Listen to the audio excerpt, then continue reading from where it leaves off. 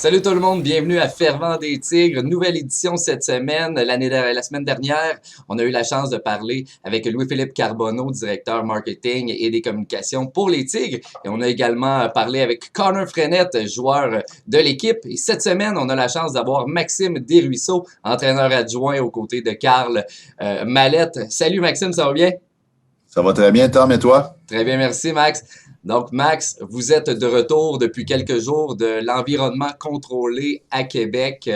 Tes impressions face à la situation, comment ça s'est passé là-bas? Je pense que vous avez quand même été super bien reçus, là, puis tout était bien organisé. Ben, pour vrai, la Ligue d'hockey junior major du Québec, là, en étroite collaboration avec l'Organisation des remparts, le Centre Vidéotron, je pense qu'ils ont tout mis en place pour que ça fonctionne. Puis pour vrai, j'ai aucun point négatif à dire. Là. On était reçus 5 étoiles. Là. On était logés à l'hôtel Bonne Entente. Il y avait seulement que 3 équipes dans notre hôtel. On n'avait aucun accès aux 2 autres équipes. Donc, on avait vraiment notre étage. On avait notre salle où ce qu'on mangeait. Et puis, c'était vraiment bien pour eux. On était super bien traités. Puis, on avait notre propre autobus qui venait nous porter directement au centre Vidéotron. Donc, tu sais, ils ont appelé ça un environnement protégé, je crois. Puis, ça l'était vraiment. Tu sais, ensuite, arrivé au centre Vidéotron, le port du masque était là en tout temps, même si tout le monde était testé et ainsi de suite. Le nettoyage de mains, les tests COVID. Tu sais, on a fait... sur place, là-bas, on a fait 4 tests en 10 jours. Fait que, tu sais, je te confirme qu'on est négatif. Et puis, non, pour vrai, c'était super bien. Tu sais, juste pour te dire là, comment c'était bien organisé. Tu sais, nous, quand on partait le soir, il y avait une personne en charge qui, notre gérant d'équipement, là, Christian Tremblay, qui nettoyait tout, mais il y avait quelqu'un qui désinfectait en plus avec un certain produit là, pour s'assurer justement que tout était... qui remplissait les critères là, sanitaires. Donc, c'était une belle expérience. Puis, comme je t'ai dit, c'était très bien organisé. Tu me disais que vous étiez seulement 3 à l'hôtel, donc dans le même hôtel, au Bonne Entente. Est-ce que vous avez croisé d'autres membres d'organisation à ce niveau-là ou c'était quand même assez bien organisé que les Tigres, vous empruntiez tel corridor, telle équipe empruntait tel escalier, des trucs comme ça? Donc, il n'y avait pas vraiment de croisement qui se faisait? Non, je te dis, on savait où ce qui était localisé parce qu'on avait reçu les plans de l'hôtel. Et puis, tu vois, l'Armada de Blainville, il était complètement à l'extrémité de nous. Fait que, on les a pas vus. Puis, c'était les remparts de Québec qui étaient dans le milieu de l'hôtel. Et puis, les corridors étaient faits en fonction qu'on croisait personne. Donc, j'ai vraiment pas croisé aucun joueur, membre de staff des autres organisations. Puis, même que, comment je pourrais dire ça, là, les gens de l'hôtel qui s'organisent là, avec l'hôtel, il y avait même mis des affiches comme de quoi qu'on n'avait pas accès à tel corridor, tu sais. Fait que c'était vraiment, vraiment bien fait. Puis tu voyais qu'ils avaient pris le temps justement de respecter les mesures sanitaires, là, puis de la santé publique. Puis non, ça a été vraiment bien fait. On était isolés, on va se le dire. On était isolés. Puis c'était une bulle. On a vécu, c'était quoi une vraie bulle? Comment ça s'est passé, Max, dans la gestion des joueurs? Est-ce que ça a été dur à contrôler? Parce que c'est quand même des joueurs ça s'en vient des joueurs de très haut niveau. C'est des joueurs qui sont habitués d'aller dans des tournois un petit peu partout. Mais là, de se retrouver une dizaine de jours comme ça, ensemble, avec des accès restreints, comment ça s'est passé? Bien, en fait, les gars sont quand même au courant là, de la réalité qui est, c'est une pandémie mondiale et tout ça. Puis je pense que, tu sais, le message qu'on a essayé de leur véhiculer avant de partir pour là-bas, c'était de profiter de ce moment-là. C'est vrai que des fois, même pas pouvoir aller prendre une marche à l'extérieur, même pas pouvoir, c'était vraiment contrôlé et tout ça. Mais je pense que les gars, ils ont apprécié ça. C'est sûr qu'à un moment donné, on avait notre petite routine. Je veux dire, jour de match, c'est lève-toi, tu déjeunes. Après ça, c'était de l'école pour tout le monde. On voulait quand même que les gars prennent pas de retard au niveau académique. Donc, ensuite de ça, on avait une petite activation, soit à l'aréna ou soit à l'hôtel. Et puis, on avait notre repas du midi. Il y avait un petit peu de vidéo à travers tout ça pour préparer notre plan de match, préparer notre game plan qu'on appelle. Donc, ensuite de ça, c'était la petite sieste d'après-midi. Puis, boum, on s'en allait à l'aréna. Donc, tu sais, 6 games en 10 jours, ça va vite. Donc, cette petite routine-là revenait. L'important, c'est que, tu sais, là, on avait amené les tables de ping-pong, on avait amené les gars, tu sais, ils ont tous des Xbox, des PlayStation, ces choses-là. Donc, on avait apporté ça. On a fait une couple d'activités de team building aussi niaiseux soit d'être que de construire des maisons. On leur avait donné, c'était drôle, je te donne un exemple, mais on leur avait donné 8 spaghettis avec 8 marshmallows, puis on voulait voir qui était capable de nous construire la plus belle maison avec ça. C'est niaiseux, mais à un moment donné, ça change l'esprit, ça t'amène ailleurs. Puis on s'est amusé avec ça, les gars, ils ont trippé, puis on a fait d'autres petits jeux, on a fait des chorégraphies. On n'avait pas le choix parce qu'à un moment donné, il faut que tu les stimules un peu, il faut que tu les changes, parce que là, ta chambre d'hôtel n'est pas très grande. Là, je veux dire, il y a 2 lits, ils sont 2 par chambre, puis à un moment donné, ces 4 murs-là, tu es tanné de les voir un petit peu pareil. Là, c'est des jeunes entre 16 et 20 ans quand même, je les comprends. Donc, mais non, on n'a pas eu de la grosse gestion parce que les gars, ils aiment jouer au hockey, ils aiment s'entraîner. Puis je pense qu'ils étaient conscients du privilège qu'ils avaient comparativement à plusieurs autres hockeyeurs au Québec présentement, puis je vais dire au monde. Donc, ça a été un beau 10 jours. Puis, on se croise les doigts qu'on tombe qu'on sorte de cette zone rouge-là pour avoir une vie normale. Mais si on a à retourner dans une bulle, je pense que c'est une belle expérience. Puis, tout le monde a apprécié. Je veux qu'on parle de hockey, Max. On est là pour ça aussi. Avant de partir pour la bulle à Québec, on avait une fiche de 4 victoires en autant de matchs et un début de saison excellent. Ça allait super bien. Il y a eu la pause qui est arrivée, quelques semaines sans jouer. On est embarqué dans cet environnement contrôlé-là le 17 novembre face à l'Armada.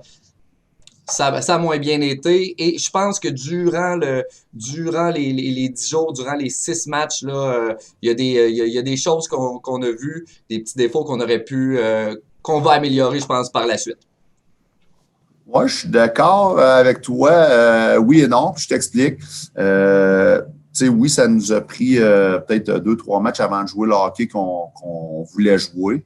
Puis je te dirais que si on regarde nos standards à nous, puis on regarde la manière qu'on veut que l'équipe joue, je te dirais que les 3 derniers matchs, on a vraiment aimé comme groupe de hockey, de la manière que nos gars sont comportés. Par contre, si tu regardes les résultats et tout ça, on a 3 défaites par un but. La ligne est mince, puis des fois, c'est juste un petit lucky bounce qu'on va dire que ça n'arrivait pas. Mais quand tu as 3 défaites par un but, tu donnes en bas de 30 shots à pratiquement toutes les parties. Il y avait plusieurs belles choses quand même qu'on a fait. Donc, comme je te dis, la ligne est mince et tout ça. Donc, oui, côté résultat, c'est sûr qu'on aurait espéré mieux. Par contre, quand que tu regardes les chances de marquer, nous, on fait ça, là, c'est notre travail à tous les jours. Quand tu décortiques vraiment chaque partie, ça aurait pu facilement tourner de notre côté. Il y a des chances en or que, mais ça, c'est quand tu perds 1-0 contre les Remparts de Québec, tu vois que c'est parce que défensivement, il y a plusieurs belles choses qu'on a faites. À cette heure, pourquoi qu'on ne l'a pas mis dedans? Ça, c'est un autre paire de manches. Puis, veut pas, on a l'opportunité présentement d'être sur la glace à tous les jours, puis on travaille là-dessus. Puis, moi, je trouve ça plaisant qu'on ait eu un petit peu d'adversité au niveau des résultats. Des fois, une petite plaque en arrière de la tête, ça fait du bien. Puis, je pense que les gars ont réalisé qu'on a des petites choses à améliorer. Puis, je vais être bien honnête avec toi. Présentement, ça nous aide au niveau des entraînements parce que, justement, quand tu es 4-0, veux pas, OK, mais les gars se sont installés confortablement. C'est beau leur dire comme entraîneur, c'est un méchant défi de dire Hey, t'as ça amélioré? Ouais, comme toi, on est 4-0. Donc là, c'est plaisant. Ils se sont aperçus, puis ils ont commencé à croire que qu'est-ce qu'on leur disait, qu'on voulait améliorer. Bien là, OK, ils ont raison. Là.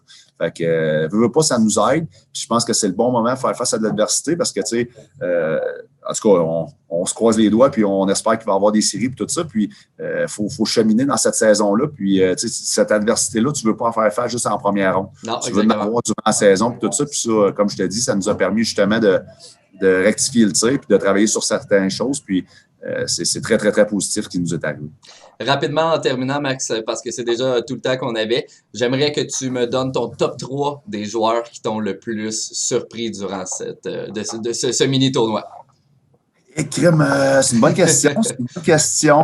Écoute, là, moi, j'ai vraiment... l'Armada de Blainville-Boisbriand, ils ont eu une fiche là, assez incroyable, on va se le dire. Ils n'ont pas perdu dans la bulle. Mais je te parle dans nos joueurs. Oh, dans nos joueurs. Dans nos joueurs. Okay. Ah, c'est bon. Ton top 3 dans nos joueurs dans la bulle.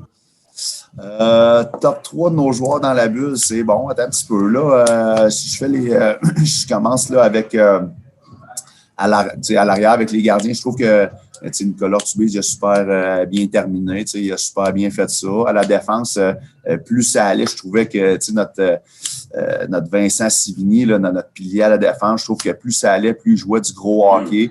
Ça, c'est plaisant à voir. Puis, on nomme ceux-là, mais il y en a d'autres aussi là, que ça a super bien été. À l'attaque, je veux pas oublier personne. J'essaie de regarder, mais des gars comme Connor Frenette qui se présente à tous les partis, c'est plaisant à voir.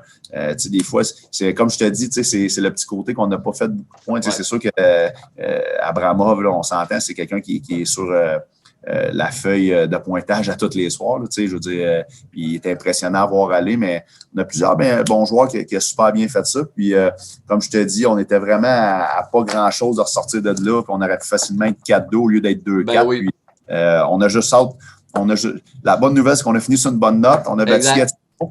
Puis là, présentement, les gars sont tous sourires, ils s'entraînent fort. Ils vont avoir une belle petite pause des fêtes à travers ça. Puis ça va faire du bien. On va être prêts. Yes. Hey, un gros merci, Max, de t'être prêté au jeu, d'être à l'émission cette semaine. Un grand merci. On va vous souhaiter le meilleur des chances, le meilleur des succès pour la suite. On va peut-être se retrouver après les fêtes dans une prochaine bulle. Et je vous souhaite encore beaucoup de plaisir lors des entraînements avec les joueurs.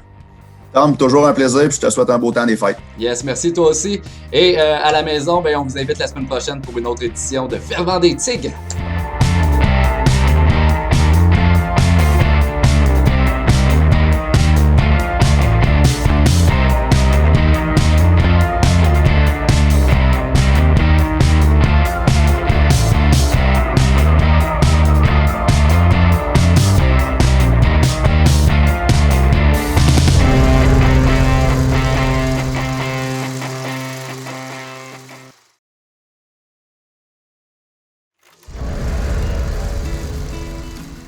Je suis à la retraite depuis 2004. Ça fait depuis 2004 que je fais du bénévolat. J'ai toujours dit, moi, qu'à la retraite, ça prend un agenda. Ça tient occupé.